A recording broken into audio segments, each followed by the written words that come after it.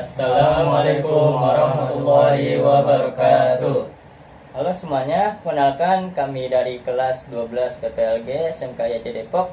Pada video kali ini kami akan membahas peradaban Islam dan evaluasinya dengan dunia teknologi, khususnya pemrograman bakat lunak dan game innovation multimedia. Saya Wildan ingin menjelaskan bagian 1, puncak peradaban Islam. Peradaban Islam mencapai masa keemasan antara abad ke-8 hingga abad ke-13 Masehi. Pada masa itu, pusat ilmu pengetahuan berada di dunia Islam, terutama di Baghdad, Cordoba, dan Kairo. Umat Islam tidak hanya unggul dalam bidang agama, tetapi juga dalam matematika, astronomi, kedokteran, fisika, seni, hingga teknologi. Pada masa itu berdiri Baitul Hikmah atau House of Wisdom di Baghdad, sebuah pusat riset terbesar di dunia pada zamannya. Para ilmuwan, insinyur, dan penulis menerjemahkan, mengembangkan, dan menciptakan ilmu pengetahuan baru. Inilah fondasi teknologi modern yang kita pakai saat ini. Saya Arif, saya akan menjelaskan bagian 2, kontribusi ilmuwan muslim terhadap sains dan teknologi modern. Banyak teknologi yang kita gunakan untuk saat ini berawal dari penemuan ilmuwan muslim. Beberapa contoh luar biasa.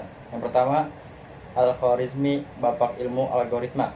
Nama algorit di komputer berasal dari nama tanpa algoritma. Tidak akan ada coding, kecerdasan buatan, atau sistem teknologi modern.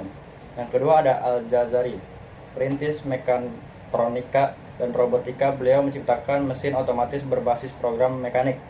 Cikal bakal konsep robot, animasi, otomatisasi, digital, dan game playset. Yang ketiga, Ibnu Firmas, eksperimen penerbangan dan aerodinamika. Konsep aerodinamika membuka jalan bagian simulasi game, animasi 3D, hingga teknologi VR yang dipakai di dunia multimedia modern. Yang keempat ada Ibnu Haytham, metode ilmiah dan optika. Prinsip optika cahaya menjadi dasar teknologi kamera, grafis 3D, hingga rendering pada game engine. Saya Fazlan Muzaki akan menjelaskan bagian 3, yaitu keterkaitan peradaban Islam dengan jurusan PPLG. Di antaranya, kontribusi besar ilmuwan muslim membuktikan bahwa Islam bukan hanya agama, tetapi juga peradaban yang mendorong inovasi dan kreativitas. Sebagai siswa PPLG, ada 3 pelajaran yang penting yang bisa kita teladani. Pertama, berpikir sistematis seperti Al-Khwarizmi.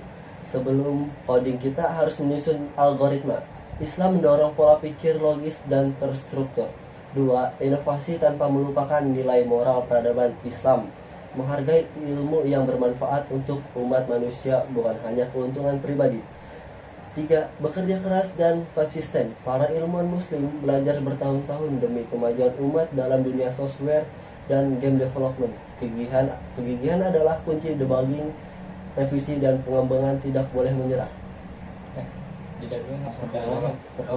Saya, Fahmi, akan menjelaskan bagian 4, tantangan dan harapan generasi PPLG.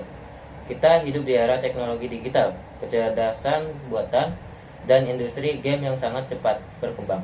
Sebagai generasi muda muslim, kita punya 2 peran penting, yaitu menguasai teknologi modern dan juga menggunakan teknologi dengan etika dan tanggung jawab. Jangan menjadi pengguna teknologi, jadilah pencipta teknologi seperti ilmuwan muslim di masa keemasan. Itu jangan jadi hanya Sebagai kesimpulannya, peradaban Islam berperan penting dalam lahirnya teknologi modern, termasuk dunia pemrograman dan game.